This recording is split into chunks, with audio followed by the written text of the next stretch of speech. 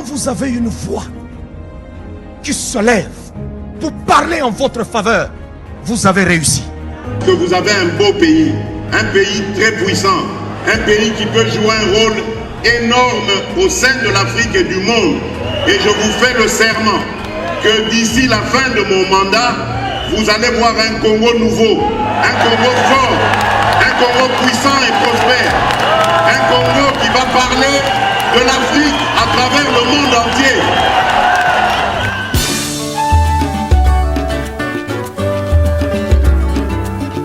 Yahweh, Yahweh, bénissa Congo. Yahweh, Yahweh, batela mitombo.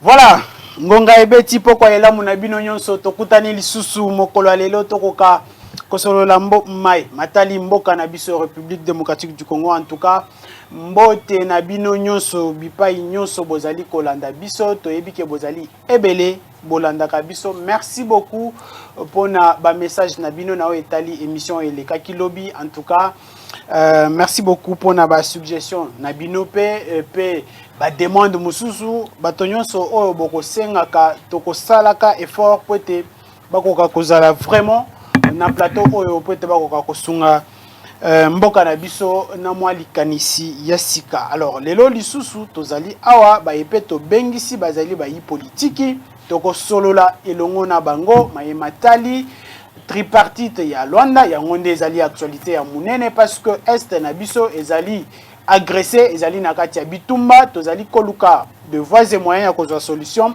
En tout cas toko statuer sur tripartite ya Luanda mais également toko simba pe likambo etali feuille de route ici la kibongo ko signamé, si je peux me permettre de dire ça, nanga mwana entre les trois chefs d'État Félix Tshisekedi na Paul Kagame sous la médiation ya mwana ndeko Joao Lourenço, mais également toko chuité na enquête il y a inspection générale de finances sur mbongo oyo ba débloquer qui pour un concert il y a Wenge Musica 4x4 bon chic bon genre mbongo ebimaki toyebi ekomaki na destination tote. En tout cas mituna nyonso ekozwa biyano na kati ya émission ya mokolo ya lelo. Alors ya mona banda ndenge na lobaka toujours boko mesana okomona ba carton oyo liboso na ngai ezali nini ezali ti oyo tobengi te Congo vert. En tout cas ezali kosunga kopesa nzoto kolongono na ba maladi kilikili oyo okoki kozala na yango. Tozali na te vert standard oyo ezali na carton ya vert yango ezali beaucoup plus pour na mutu pasi grippe tout voire même hémorroïde interne to pe externe. En tout cas omeli yango ka lokola ti esungi yo tope obelaka ngote mais ceux qui omeli yango pe lisusu et ko prévenir yo opete okoka lisusu kobela yango te. Tozali na oyo itali bandeko babelaka mingi tension. En tout cas okoki pe komela yango et ko stabiliser tension na yo et ko pesa yo pe nzoto kolongono. Alors le carton jaune brûle graisse ozali munene ozali na surpoids olingi ko perdre 10 kilos donc 45 jours. Ceux qui ont meliti oyo en tout cas et kosunga yo penza makasi oyo ezali pona bandeko babelaka déjà diabète.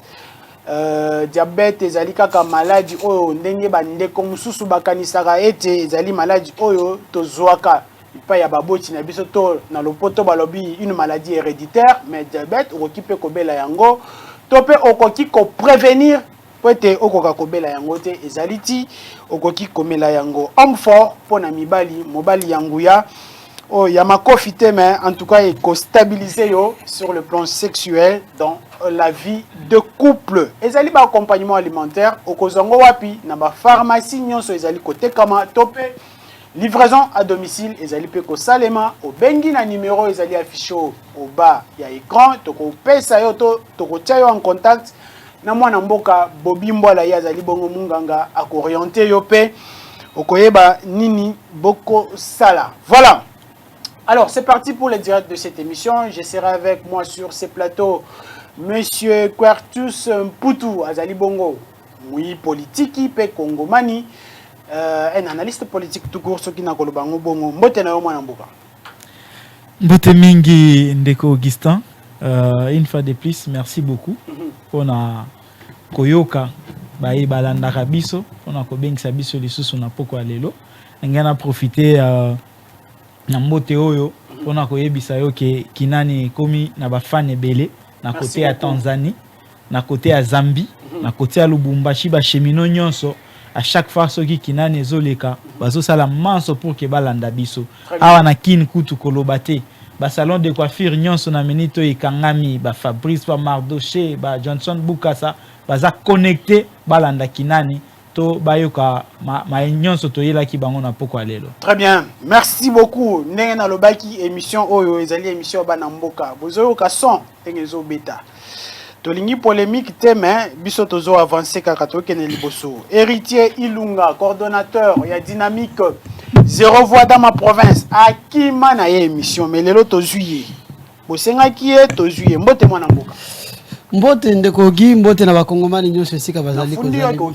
Kolanda biso te tokimaki te mais topemaki mwa ndambo parce que njoto etungisa maki nde tolobaki tope manano après ba traitement parce que omoni tobanda kokanisa ke bato ya pouvoir ati les gelou lorsque bakoya na pouvoir bako améliorer conditions ya bayi kongomani mais bayende ko bebisa na place oyo to bandi émission te na pression mbote kaka ya pamba na mbote yo moko bandike na kimaki nde nazo expliquer na bakongomani o bazotala yo na ngai na plateau ke na bela ki mo njoto eningana ki parce que bato pouvoir ya union secret bakanisa ki ke bakobongisa mboka me basali le côté tozoka kaka ba détournement congolais azo defa mai azo defa lipa kulutiliki ya malamu ezate banjela malamu ezate meka ba millions ba détourner na pesi lungunya toujours na ba ifa de na biso na musala kitoko bazali ko sala mongo ya wenye bakosaki biso ke Mamadou Diaby ne producteur ya concert ba ikongomani ba yeko découvrir que tokolobelango ezala mbongo ba congolais ba pesaki tozokota kala mingi pouvoir ya bato alinga ambiance kobanga te. Merci beaucoup Ousmane Mutombo. Yepa azali na présenter nani communicateur ya union sacrée pour nazo kapé binope bozo na lobango pe kaka o tozana émission oyo ezali kolanda mapenza makasi bozo yokana te bopanzani bokabwani nazo peso ya monazo maloba nanga na pesi mbota ba na pesi ona numbote mbote Ndeko Augustin oza journaliste très intelligent. Merci beaucoup tamu nazo loba awa bayi oyo balingaka Ndeko Ousmane Mutombo bakomi na bafana kala mingi faut que na chango bando kinokire les amis de Kinani parce que biso to yaka apona ko soutenir bino pe bino pe bo soutenir biso ba oyo ba nimera ka biso bitumana biso tangu mita oyo ba bache ba télévision tangu nazo bazo benga déjà na nzela na no comité donc c'est là il a qu'est-ce qui bozo landama na pesi mbote na génération 4 Ousmane Mutombo za président fédéral de la génération 4 chango na pesi mbote mona mbuka Caston Fumutiamba oyo za autorité à génération 4 na sengi ba na chango boza la calme. Avec la génération 4, les hommes on va gérer autrement. Na pesimbote na ba communicateur ya CCN. Ousmane Mutombo aza rapporteur ya ba communicateur ya CCN, c'est-à-dire les collectifs de communicateurs pour le changement. Tant on a zo biso awa Papi Dioson akoki ko engager CCNT pona nini? CCN ezaki ya mutu moko te ezali sanga ya bayi communicateur oyo basangana ki pona kotombola vision ya chef de l'État pona ko accompagner en tant qu'initiateur à dissoudre yango. Voilà, nous avons la charte et bande kolanga baza en face bayebi, nous avons des statuts de CCN qui dit ceci: lorsque les coordonnateurs démissionnent ou bien n'est plus en fonction, qui peut jouer son rôle, c'est son vice-cordon qui doit jouer son rôle. Merci beaucoup. Et nous avons précisé. Nous avons précisé. Et tant que nous avons le CCN est plus fort. Il y a un communicateur qui nous va désavouer. Il y a CCN va désavouer comportement il y a Papi Diosso parce qu'il a mérité de résister face il y a caprice politique. Donc, un homme politique faut avoir des nerfs solides. Mais l'homme a un nerf solidité, azolenga, azokenda kotambo na kombo ya ba communicateur, il y a CCN sans mandat. Merci beaucoup. Pona ko sala qu'est-ce qu'on fait? Il y a moins de Ousmane Mutombo lobi à partir à l'élo. Papi Diosso ngandu azana droit. Il y a na kombo ya CCNT, il a été désavoué totalement par les communicateurs de CCN. Vraiment bisika non c'est beaucoup moins Papi Diosso. Ce qui est na kombo à CCN, boy bisaka les rapporteurs Ousmane Mutombo a lobby que yé akoki ko engager suko CSNT soki a continuer ko bongo on doit le mettre en justice. Merci beaucoup. Nako yambaye awa. Yambaye na ngai. Malembe ba panzani nako yambaye awa. Ko panzani te. Ndeko te ndeko Christian. Na bande émission na ngai papa. Bande ko boyo ka be ba. Zela na bande émission. To panzani te, to panzani te. Ça dit que tango yo le long ndeko Christian. Okoki ko gérer susu bato te. Olobi ke ngana tiki. Mais bato mo organisation ezali. Mais tant que yo okay ipona non tant que yo okay ipona sentiment na yo mais bato bakolanda yo te. Très bien, c'est ça hein. Merci nous beaucoup. sommes là pour CCN donc papi Joso ngandu moindre boini a kokité. Merci ko beta porte atana kinani ke ko présenter de rôle à munta CCNT. Merci beaucoup ngape na pekisio. Merci beaucoup Maître Papi Joso plateau ezozela yo hein oyoki makambo donc il faut oya pe. Alors, c'est parti pour le direct de cette émission. Situation sécuritaire à l'est de la République démocratique du Congo, on en parle tout de suite. Alors, Tobandi émission. Ah, bah, toi, union sacrée. Bon, Tobandara émission, nous. Après, tout ça, moi, Namboka Quartus, aux Maloba, aux Ana 2 minutes. Est-ce que aux Alikoli qui a été Bosangani, Topie, Bokutani, à moi, Namboka Félix Tshisekedi, Ndeko Paul Kagame, Napena Benyen, Ndeko bon. Ndeko Paul Kagame, aux Alikoli qui a été Likamama et Kobimakuna par rapport à la tripartite, au Salamaki Angola, mais évidemment, Kolandi Samanama et Nyon Stoma Kolekana, na Istanbul Kanabiso. Vous avez la parole. Merci pour la parole. Mais qu'à faire réfléchir pour la fois passée tant que bando solo nayo sur ces dossiers na ebisa kiyo ke zemi wana robota puku pona nini parce que on savait déjà qu'est-ce qui devrait passer de l'autre côté après avoir kotanga les 6 objectifs visés dans la feuille de route nous nous sommes rendus compte que et abagé. Et le roi sériati. Et le roi sériati. Et le roi sériati, pourquoi? Parce que ce que tu as bien, tu vas voir que c'est plus le Rwanda qui est avantagé dans Babiloko Bakoma qui n'a qu'à Chouana. Oh. C'est. Toba na premier article na bango. Balobi, ils vont chercher à réchauffer les relations diplomatiques entre la RDC et le Rwanda, instaurer le climat de confiance dans la région. Tout le monde parce que au-dessus de ça, compléter qui action. Donc aux autres actions à Liboso, sécession et retrait immédiat il y a M23. Vaincre les ADF, vaincre les ADF wap. Et FDLRA, vaincre bango wap. Na Rwanda to na Congo. Congo. Donc les Rwandais vont venir avec l'armée à région pour que Baya vaincre FDLR et pas Nabiso. Quand le M23 fuit na Ouganda ou na Rwanda, armée Nabiso et la bango kuna? La réponse est non.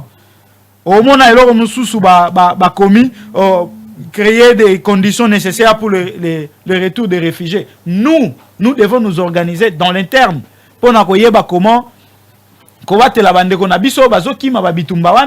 et la meilleure façon de le faire, c'est de créer la paix. Parce que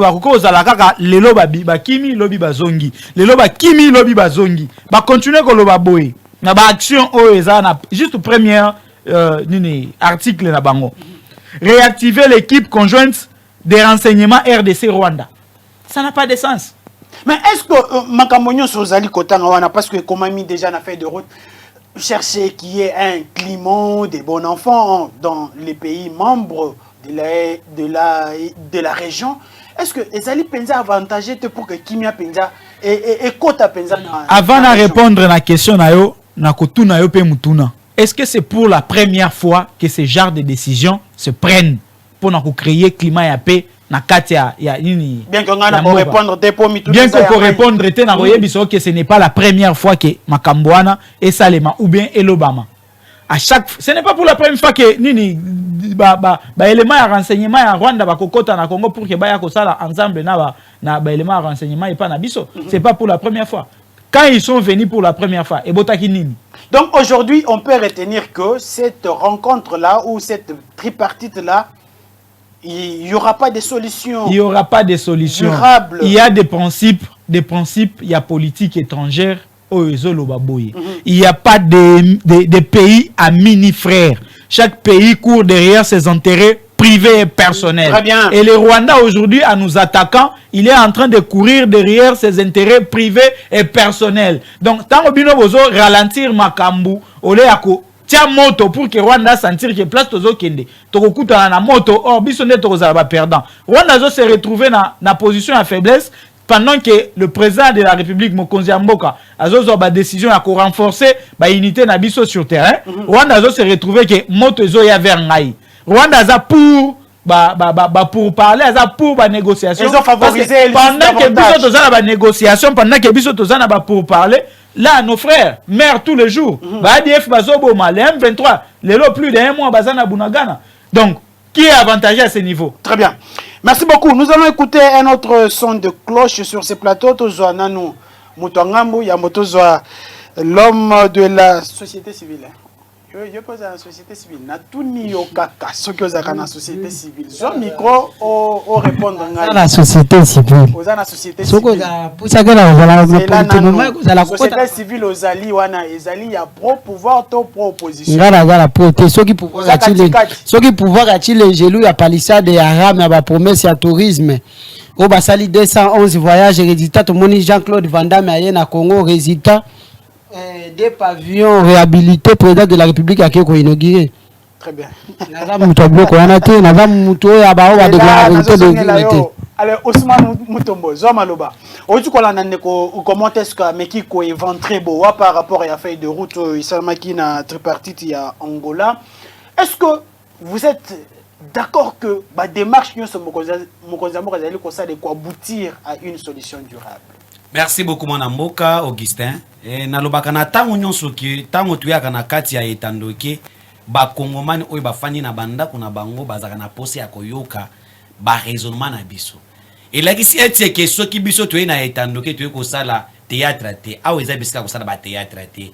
Yango na théâtre etikala ki na ba esobe na ba saisai. Donc chacun de nous doit jouer son rôle dans ce pays.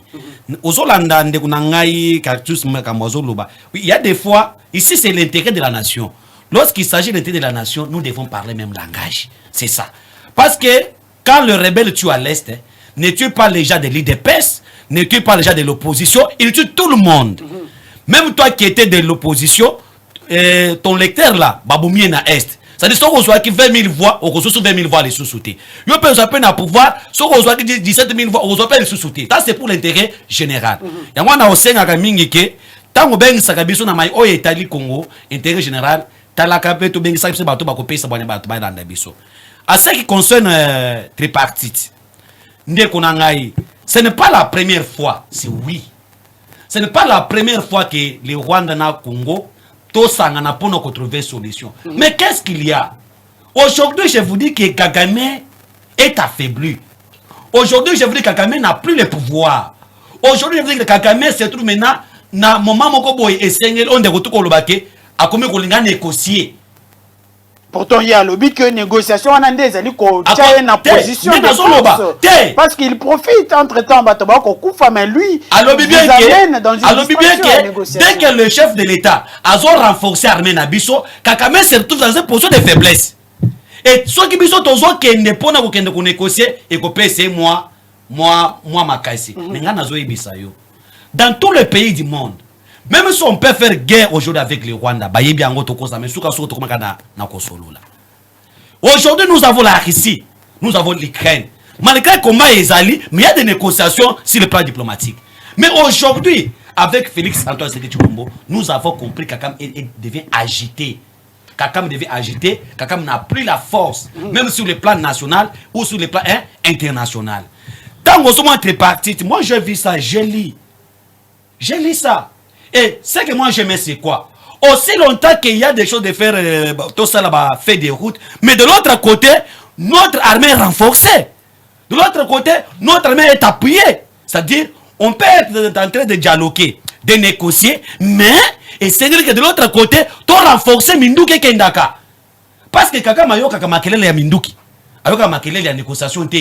Et aujourd'hui, il a compris une chose que de l'autre côté, bazo négocier, mais de l'autre côté sur terrain, aux hommes qui ba force armée na biso, bazo répondre à 100%. Tout le monde qui n'a eu en 2013, je ne m'abuse pas, Gom était tombé pendant combien de jours? Mais aujourd'hui, on doit comprendre que les Rwandais, les terroristes rwandaises, avec les M23, bazo ratate kozwa Goma. Batika na kwe moko boyo oyo bakangeli bango. C'est-à-dire que nos forces armées est déterminées. Lobby, n'importe à Kabila, mode opératoire et comment qu'il y a des terroristes, c'était pas des groupes armés bien identifiés, comment qui va s'éclipser, opérer, kimi. Mais aujourd'hui, on reconnaît que c'est groupe armé, moi, non. Nous devons avoir des précisions. Ceux qui n'ont pas de précision. À l'époque de Kabila, mais Kabila a laissé l'Est comment? Il Kabila a laissé les sécurités à l'Est. Il a laissé l'ADF à l'Est. Il a laissé les Kodeko à l'Est. Kabila a laissé l'Est a été tout déstabilisé. M23 voilà. C'est là qui campagne ma sécurité. Mais tant que yo lobby na lobby eloko mon côté. Évoluer. Quand même. Tout c'est respecté quand même. Évoluer. OK. Tangu Kabila longona mboka oyo. Est-ce que les Congolais peuvent nous dire ah tabazo lubawana, bazatana soni. Est-ce que Kabila a laissé les républiques pacifiées?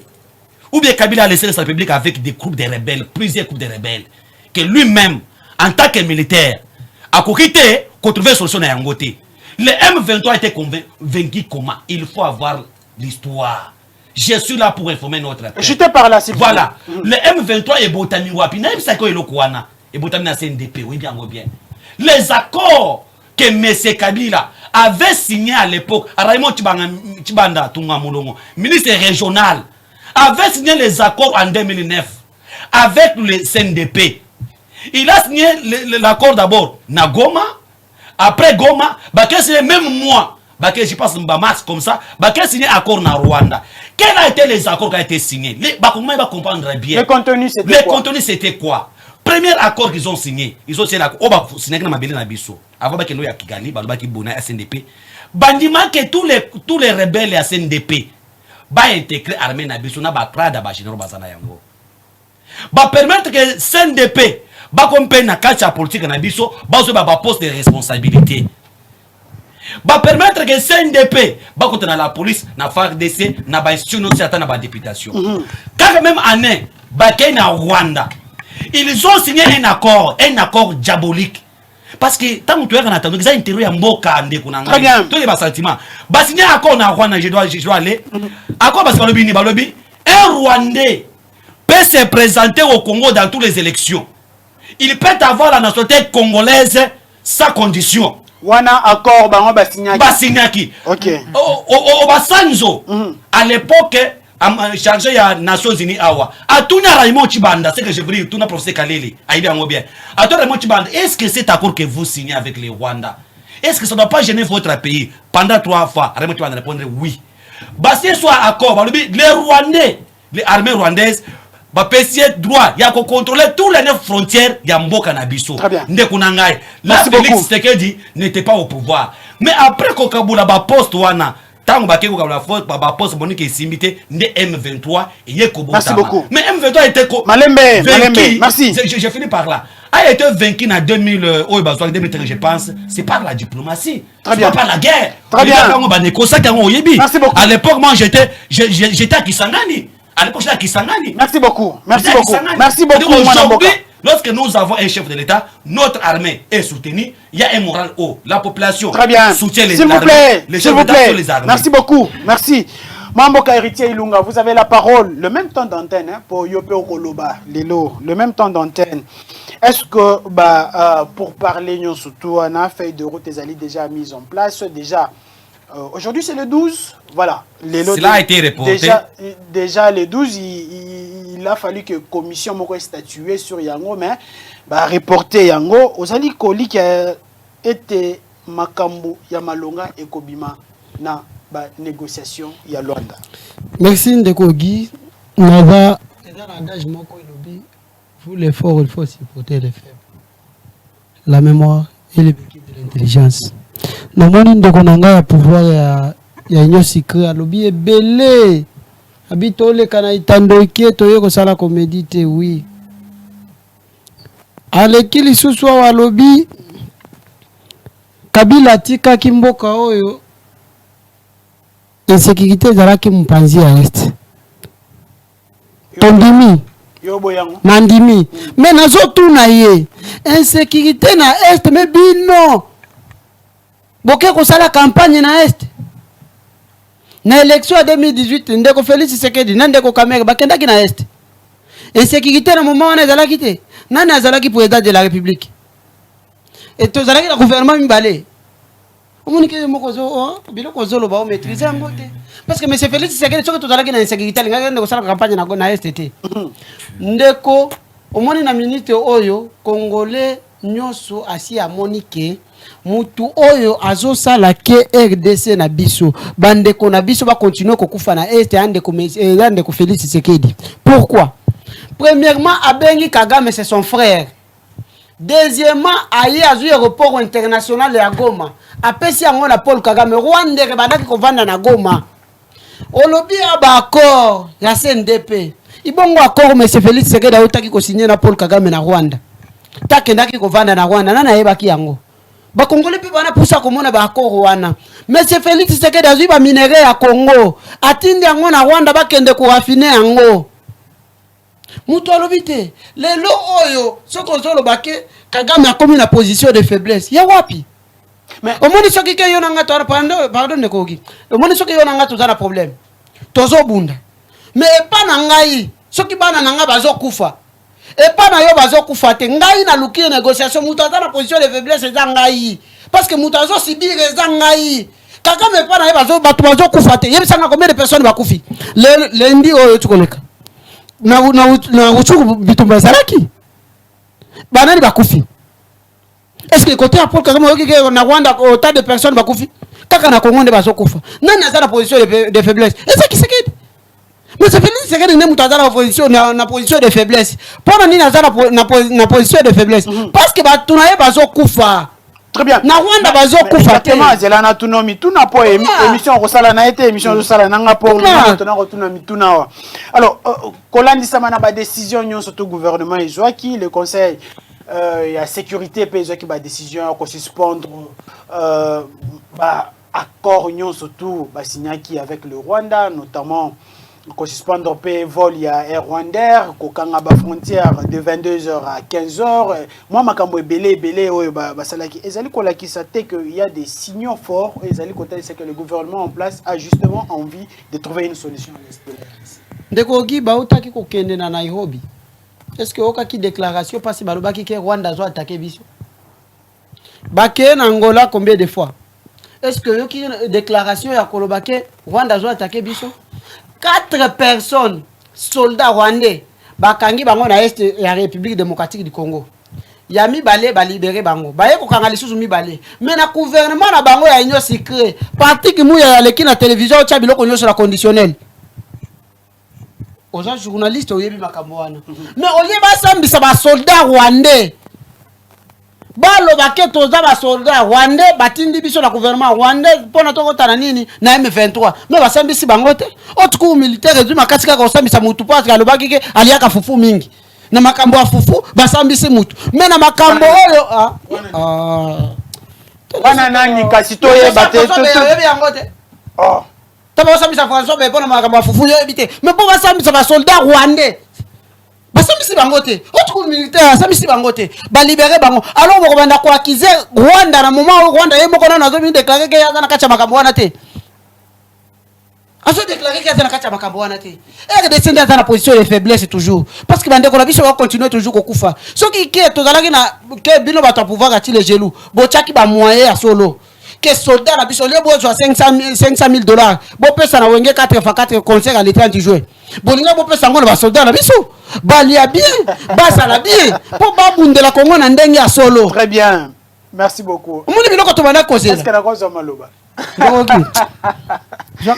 merci beaucoup mwana mboka héritier Ilunga. Alors ndeko Quartus ozili susu maloba Parce que émission au lobby que les alliés émission moko bandeko bazali ko landa ngo penzo de partout. Le col a un vrai Congolais, un véritable Congolais. En dépit de tout ce qu'on peut dire, qu'est-ce que nous pouvons exactement faire? Ou nini oyoko qui peut proposer na bayeba ko kamba biso était est na biso ezala pacifier ezwa kimia. Voilà. Avant de répondre à Mutuna Nayo, nalinga qui tout se faire comprendre dans le plateau.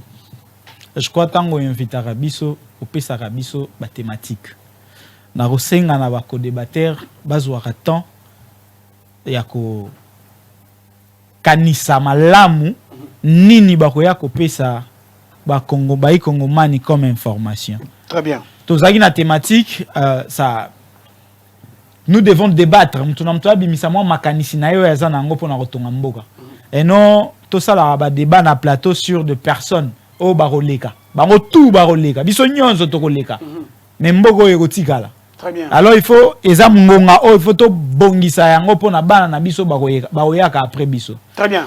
Pour des propositions nini oyo tokoki ko sala pona ko silisa makambo ezoleka na SARDC.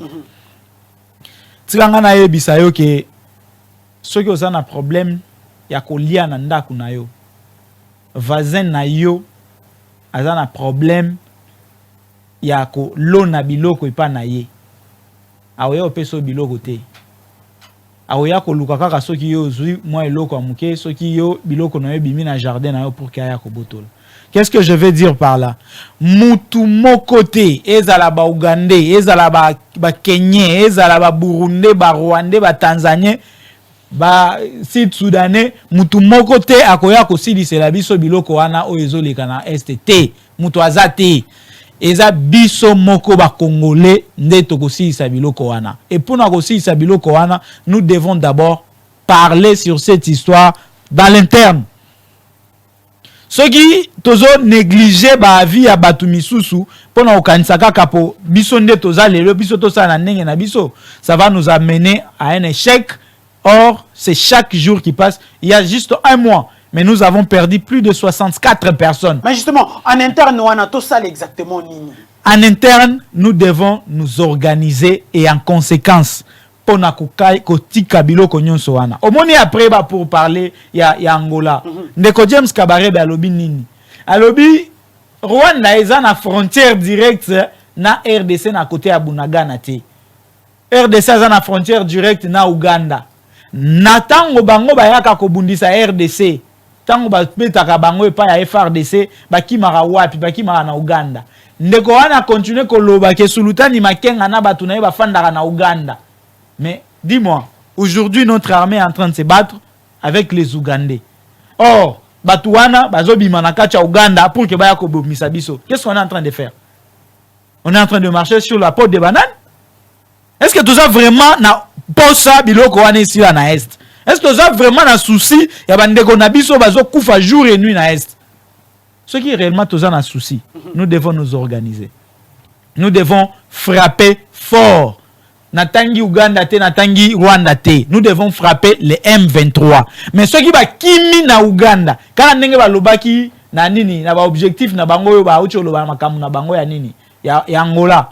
Nenge bango ba yo silisa FDLR na Congo. Mais ceux qui M23 kimi na Uganda, tokoti na Uganda, toke ko beta ye.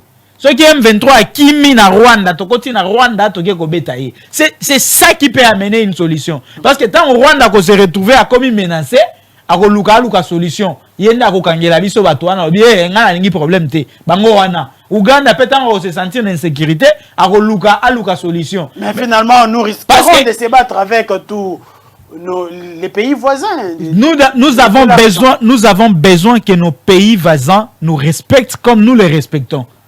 Très bien. Nous avons vraiment besoin qu'ils nous respectent. Et pour que ces voisins là nous respectent, nous devons leur montrer que nous sommes plus forts et plus puissants qu'eux. Très bien. Mais ceux qui sont comme à niveau wana te to continuer koya awa pendant que batwana bazo fanda kaka na Bunagana lelo o kingani nda bando soutenir biso lobby o yenda créer ki ba mouvement wana des débats qui nous amènent à rien. Merci beaucoup. Mwana mboka Quartus Mputo alors ndeko Ousmane Ojupe Maloba par rapport ya Nini Sengelito Sala, parce qu'il faut payer non seulement pour louer, mais également il faut apporter les propositions pour que enfin tous ceux qui viennent à Istanbul Canabiso. Merci mon Namboka, merci pour la thématique où tous ceux qui n'ont pas. Il y a des fois, dans ces pays-là, à un moment donné, ceux qui ont des kunangai, cartouches, na katia plateau, assez consultés à Mboka, tu quand même langage moko. C'est peut-être les gens qui peuvent comprendre mal, parce que les lots Kabila aleka na Mboka oyo, Congo etikala, Mobutu aleka, Congo etikala. Pe tseseke pe akosani akoleka, Mboka ekotikala. Mais ceux qui to bongisi à venir ya bana na biso te, bande na biso ya est, ba ko banda ko kolela kaka. Mais bato ba yeba yetseki. C'est le Congo qui a le terre à réclamer en Rwanda. Ce n'est pas le Rwanda qui a le terre à réclamer. J'ai souffert beaucoup de choses parce que vous avez pensé que moi tamuke.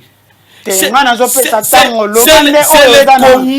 Congo, biso. Nous avons le droit de récupérer ma belle na Rwanda parce que niveau ya Occident, donc partie occidentale ya Rwanda, ils ont ya RDC.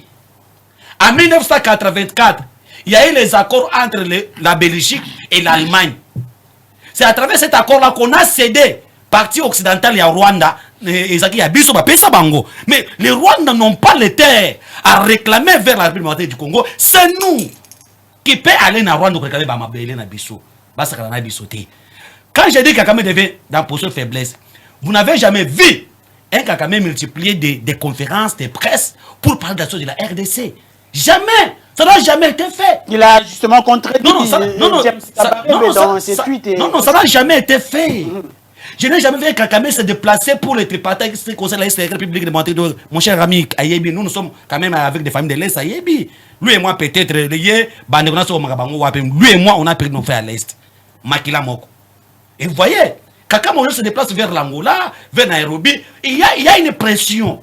C'est le plan militaire et c'est le plan international,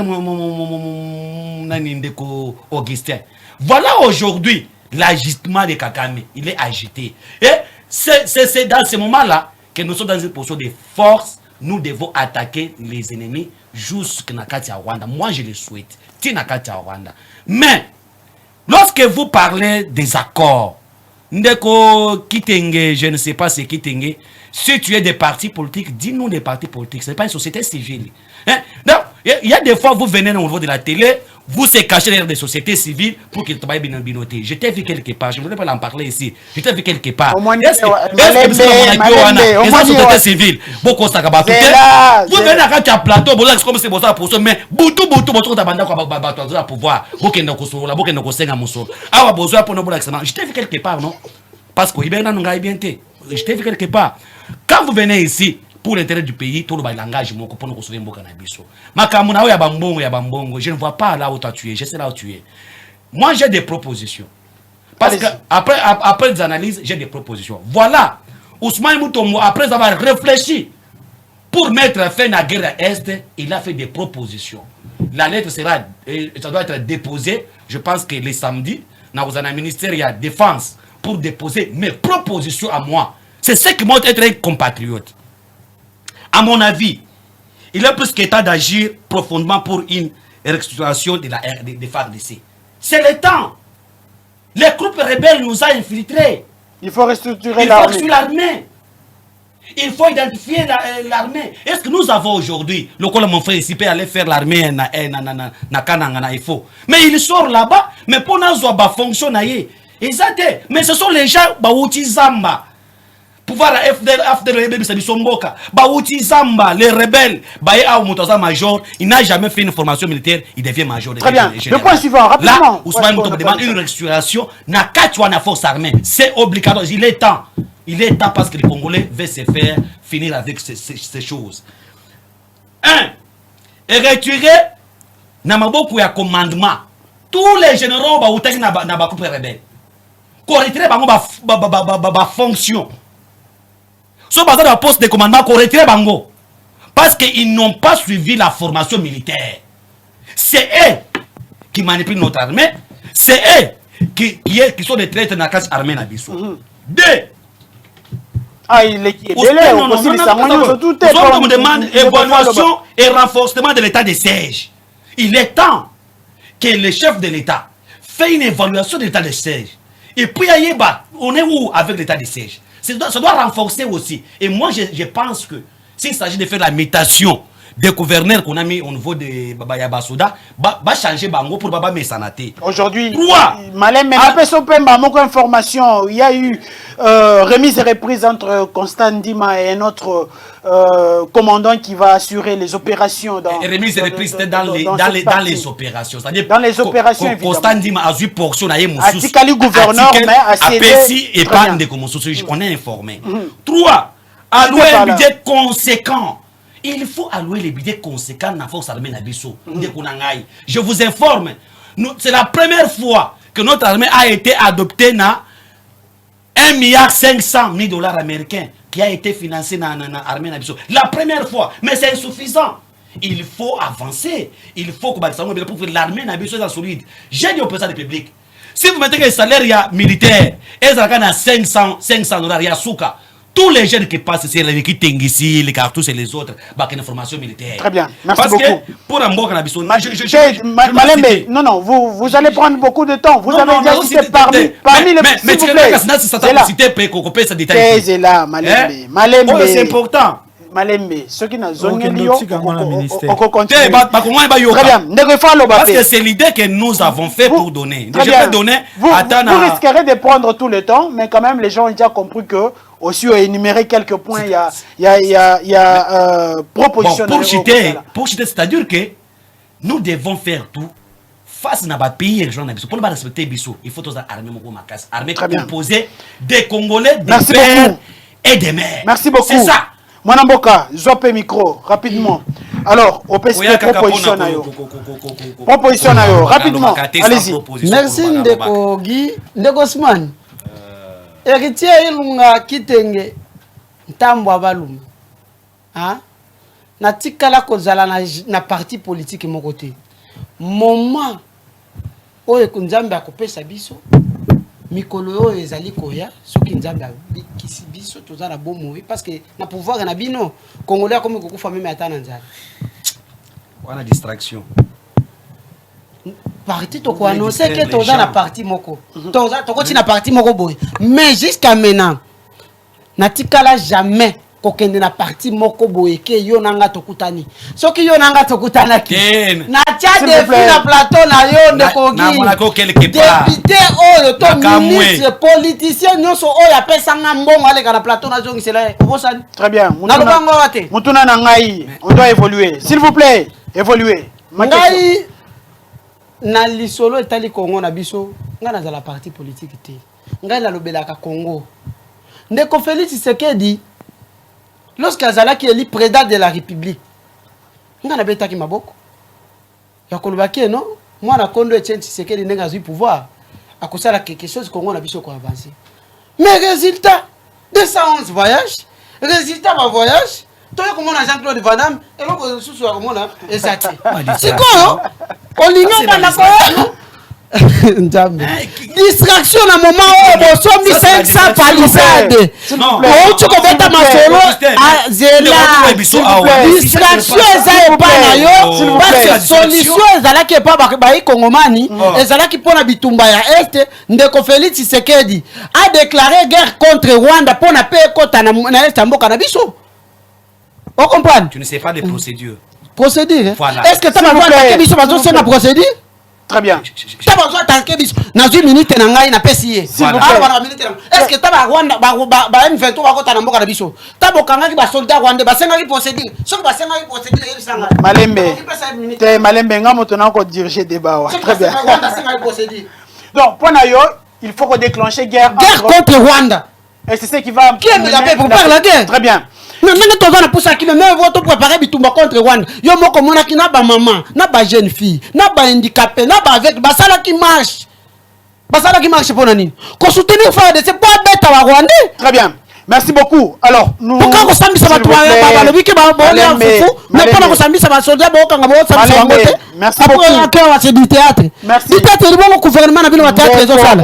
Parlement na bino ba voyer ba théâtre zo sala bon ba. Héritier Ilunga, s'il vous plaît. Merci beaucoup. Est-ce que na koza maloba? Alors, nous sommes en train de chuter déjà. Nous allons prendre la deuxième thématique avec une minute sur la mission d'inspection de l'IGF, évidemment, dans le déboursement de cet argent, 582 millions de dollars qui ont été justement déboursés pour ces concerts à l'occasion des festivités de 62e anniversaire de l'indépendance de notre pays. Vous aurez une minute pour analyser sur ça, mais bien avant cela, nous allons d'abord retourner de l'autre côté de la régie évidemment pour prendre cet élément.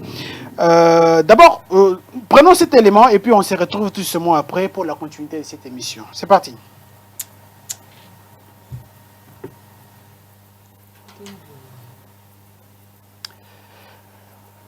Voilà, je pense que l'élément viendra au moment opportun, mais nous, Bissotoko, continuer avec l'émission. Alors, moi, Namboka Guartus, vous prenez la parole par rapport à la mission d'inspection. Il y a IGF. Aujourd'hui, tous à un niveau, il y a soupçon. Il faut attendre encore l'enquête. Il y a IGF pour établir les responsabilités. Analyse d'abord par rapport à Nayango. Analyse Nangaye Koukende de les débits. Il y a annonce, il y a concert, il y a Wenge musique, bon chic, bon genre. Tant ba annonce qui concert na bango, bazalaki na ba batu oyo il fallait ba financer, batu oyo to benga bango ba manager o balingaki ba sala ba organiser loko wana. Les Wenge musique n'ont pas commandé à notre gouvernement. Sentiment nini parce que ceux qui totali babandaki gouvernement congolais ando lingata eloko wana elekate déjà bomonaki avant concert Wenge ba annoncer batu nyonso baya na bateni militaire pas ça sera un concert 100% soutien au FRDC da pekisi batu balata babazo kion balata bateni en caractère militaire déjà message ezalaki wana ceux qui gouvernement bazalaki na besoin ya batu bakende na concert benga babo eloko wana te pona kopesa lisusu plus ampleur na concert wana mais bango babo yaki mais à notre grande surprise biso nyonso toyewo yoka plus de 500 millions gouvernement a pesi na batu ya Wenge pour que ba ça la concert wana mais il y a une question à se poser balobaki 40% ya recette na bango ekokende na soutien à FRDC. Mais IGF a besoin de koyeba. Mais la plus grande question qui se pose est celle de savoir est-ce que Mbongo Komaki n'est pas un destinateur? Ce qui Mbongo Komaki, ce qui est Komaki te, il fallait d'abord komituna. Est-ce que Mbongo est bimaki? Ce qui est bimaki, et bimaki pona nini? Besoin ezaki nini? Parce que ça m'étonne que vous payez un policier au yaza kuna na est azo sala azo bunda pona mboka azo sécuriser mboka $20 et à prime. Ça plus de 500 millions de dollars pour na batu ya Wenge oh baza déjà ba patron après ça des martyrs basali $300 na Pullman ça les tondi donc ils ont leur argent bazaki na besoin ya gouvernement bazaki na besoin na yango te. Très bien. Pourquoi ne pas financer cet argent na Bukangalonzo au lebobo ingzara matata na cour de cassation? Bon pesa yango batu Bukangalonzo ba reproduire lisusu biloko batu ba lia biloko akolia ceux qui réellement tozaki na bolingo ya mboka. Très bien. Merci beaucoup. Voilà ezaba distraction. IGF face à la musala na e ceux qui réellement mbongo ya l'état mbongo ba contribuable congolais et bimaki pona concert ya Wenge il faut to luka koyeba Wenge azongisi combien pour un effort de guerre. Merci beaucoup. Merci. Alors, mon Mboka, on s'appelle une minute. S'il vous plaît, ne débordez pas parce que nous sommes pratiquement à la fin. L'IGF s'est saisi du dossier. Est-ce que le régime est a des détournements?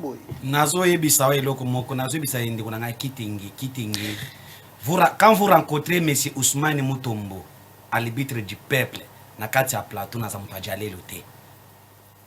pour l'intérêt du Congo, je suis prêt à tout. Parce que ce n'est pas la première fois. Vous devez avoir beaucoup de réserves quand vous dites des choses qui ne sont pas vraies. Pendant que Félix Tshisekedi que vous dites là, vous avez voté qui Félix Tshisekedi. Na voté qui était? Je sais. Calme-toi. Oui, voté qui était. Na voté qui était. Voilà. Voté qui moutoute ngai. Donc le voté qui était. Fandanien. Et t'as qui qu'on la c'est pas la qui s'il vous plaît. C'est là Fandanien. les lois fait que dans une mboka ya Congo bakongomani bayebi dans quelle situation il y a coûté la kimboka aujourd'hui même si ce n'est pas à 100% même s'il n'a pas atteint ce que le peuple attendait mais il y a les efforts ils ont monana maleme. Merci beaucoup. Dans le fait que nous sauté mais na makambo etali IGF ndeko na ngai mais to sto lo bakina bango que bato ba mesani na comportement ya gouvernement o eleka ya kuiba musolo mbongo. Il y a l'État. Mais nous voulons que l'IGF identifie que ces gens qui détournent, ou bien, moi je me pose la question, est-ce que le ministre a quoi parce que continue na stade bafuti musolo na bango et ça gratuité bafuti musolo stade ça qui plein babé à 150 $ était kama babé à 5000 était kama bato bakota wana est-ce que mbongo il faut l'État bimisa mbongo. Est-ce que l'État a coquille contre la macamuso à consalate pour na kosunga pour humanité ou misambon pour na wingi mais soit que mon et bimaki ya solo ndenge tozo kango parce que faut ça la enquête c'est vrai ngana kosenga ki bisika mbongo bimaki na bisika mbongo kendaki baye bisa bakongomani babisa ngo pona nini et puis bakanga bayi oyo. Merci beaucoup. Bazwa ki mbongo wana basama parce que c'est notre argent. Merci beaucoup. C'est l'argent des contribuables congolais qui souffrent chaque jour. Merci beaucoup Mwana Mboka Ousmane. Moi je peux pas soutenir très bien. Merci beaucoup s'il vous plaît. Merci. Ça c'est ça. Jean-Pierre Maloba, une minute rapidement. Merci de Guy.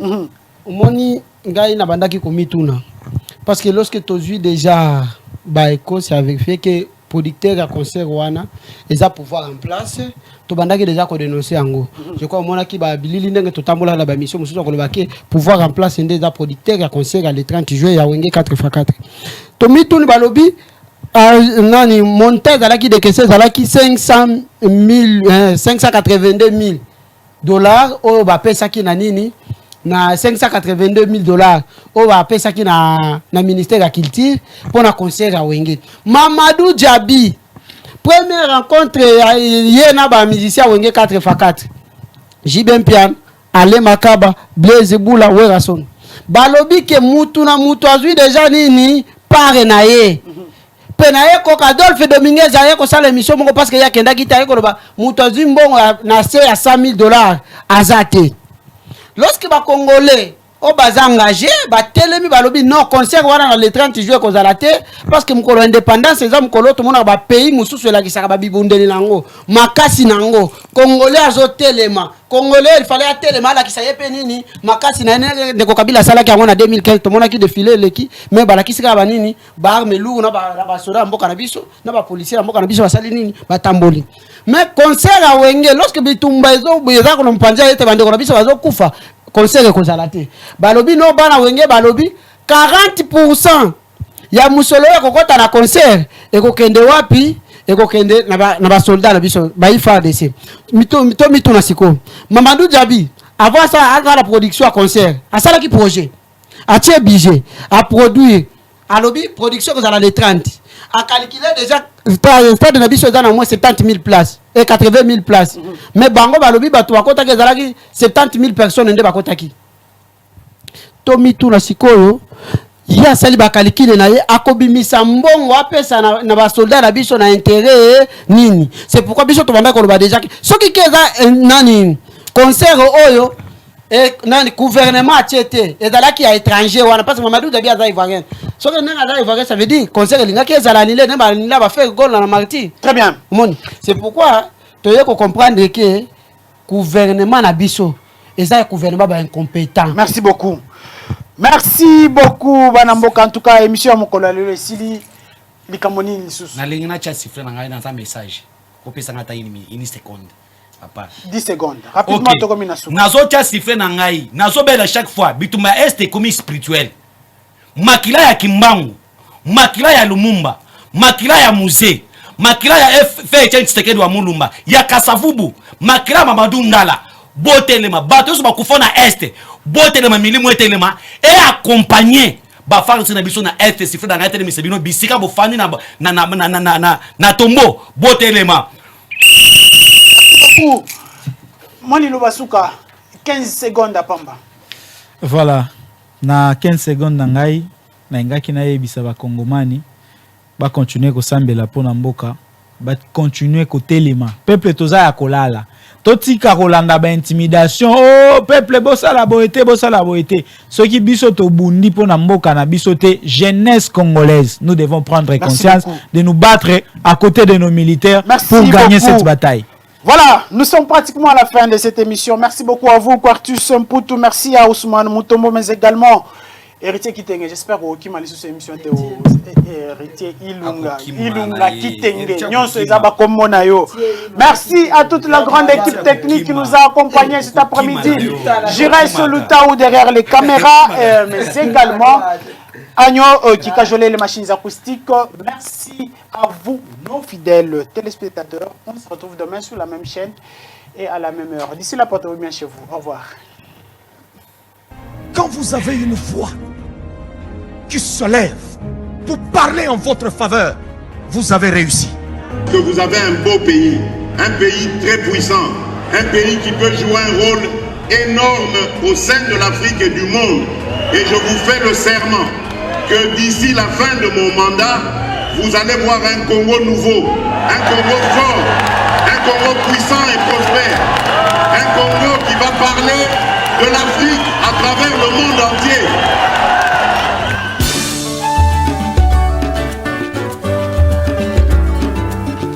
Yahweh, Yahweh, bénissa Congo.